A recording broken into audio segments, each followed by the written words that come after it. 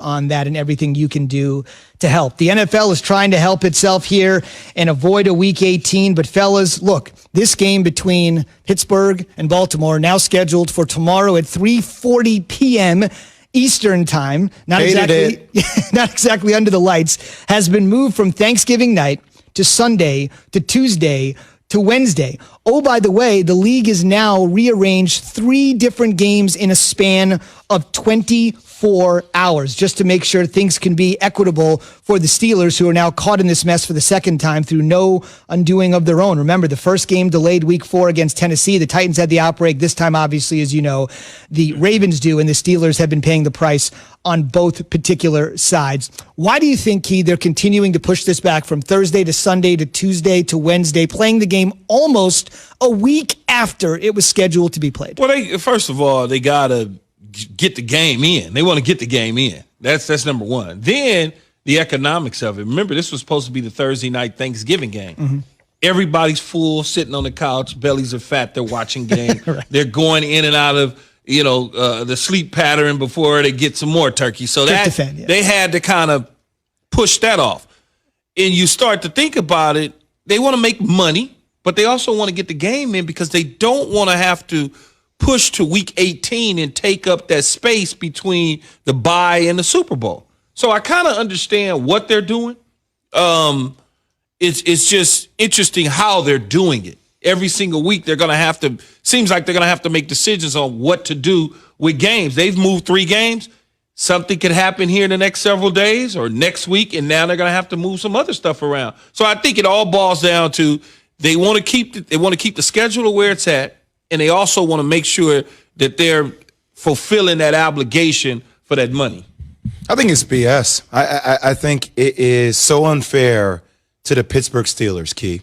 It really is. Somebody internally, a staffer, was disciplined by the organization for this supposed outbreak, right? Baltimore, yep. In Baltimore. So I sit there and I say, okay, well, the Broncos were forced to play their game without their QBs, without some of the players, obviously, that were in that team meeting that didn't wear a mask.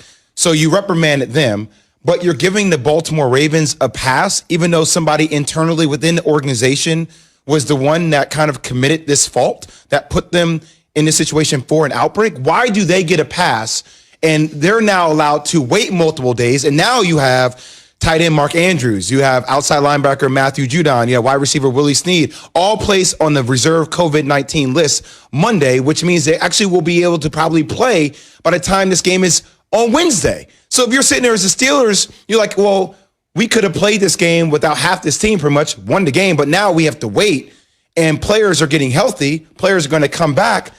It just seems like it's unfair for the Steelers that they have to suffer when other teams are forced to play earlier. I don't understand the reasoning behind it. A lot of things are fair, Jay, as you know, in life in general. Only Ingram and Dobbins are eligible. But when you look at it, Denver's position is 3 guys versus 20 guys. Correct. I mean, it's a huge difference. And Denver was isolated to one position group. Baltimore all over the roster. So it's a difference between, much like Z is saying, Denver is isolated to one position group, which was the quarterbacks, 3 or 4 of them or whatever it was.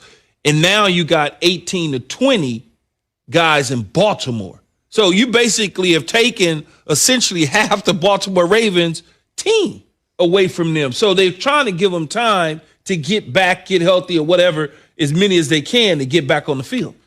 I understand that, but why does that have to be at the fault of the Steelers? No, it's not at the fault of the Steelers. The Steelers just happen to beat a team on schedule. Yeah, the team that's undefeated, the team that's trying to win a Super Bowl, and now they're going to be forced to play. I know it's they're going to be forced to change their schedule again when they were supposed to play on Thursday. Now, all of a sudden, they moved it to where it is now, a week later, basically, on a Wednesday. A Wednesday at 3:30 p.m. And then they got to come back around again, I think, and play on a Monday. Mm-hmm. So 3:30 p.m. game on a Wednesday. Yeah, I don't think we care about the time, though, right? I mean, as a player, I don't really care about the time, right? I mean, I don't.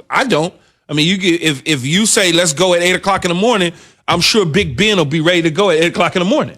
one guy that's protecting Big Ben is the Steelers offensive lineman, Zach Banner. It's time for Straight Talk, brought Big to you by Zach. Straight Talk Wireless. Keep in mind, the NFL expanded rosters from 53 to 55 guys. They also expanded the practice squad. Essentially, that means you can have way many more guys available to you every single week, just in case something like this were to happen. So Zach Banner was on Freddie and Fitzsimmons on ESPN radio last night and essentially said, why up the roster number if we are going to continue to delay kickoff? At some point, there has to be a decision made that we're going to play this game. Like, I just don't see how, honestly, and this is how kind of most of us feel, we just don't understand how the whole Denver thing, like, I understand, like, you know, there's been people getting tested every single day. That probably is the only rational reason. That, you know, they're not sure if there's any more contagious people over there. But, I mean, Denver's just played without any quarterback. You know what I mean? They just brought their guy up off a P squad. So I thought we have extended rosters for a reason, but that's just me. No, and Zach, big Zach Trojan, by the way, USC. He won't play, but he's obviously repping the guys that are going to play and say this is why we expanded rosters, just for this eventuality. That is true, but the rosters are not expanded to the degree of the type of all the players that you're missing. They don't have. I don't even know all the position groups in Baltimore, but just off the top of my head, it's not like they got 3 running backs sitting on the practice squad. It's not like they got several offensive linemen. Yeah, they may have 1 or 2 or 3 or 4 of these, but they don't have, it's not a whole entire new team that you can pick from. There's only a couple players that, you know, they may have a couple defensive backs, a couple linebackers. You know, it's not a full 53-man roster of practice squad dudes. Straight Talk Wireless, no contract, no compromise. Also keep this in mind real quick. Let's just say for whatever reason this game didn't go off. Obviously, they're doing everything in their power, as Key and Jay said, to make it happen. At the end of the season, let's just say the Pittsburgh couldn't play 16 games and they finished 14-1. Let's say they just lost a game somewhere. The Chiefs have lost a game, but let's say they play all 16 and they're 15-1. I think the Steelers would have a gripe over the number 1 seed, the only team that gets a bye. On the other end of the spectrum, nobody cares about this. Even if you're the 2 worst teams in the league, it's easy to say just cancel the game. But think about this. From a draft position standpoint, if you play 1 less game and you lose the game, at that point, losing a game is like winning because it helps your draft stock. So every team in the league could be caught up in all of this. Look at a team like Baltimore that's just stuck in the middle trying to make the playoffs if they don't have that extra game. I'm supposed to lay out here, so I'm just going to lay out. Still to come. He's seen it all in Philadelphia. So how bad is this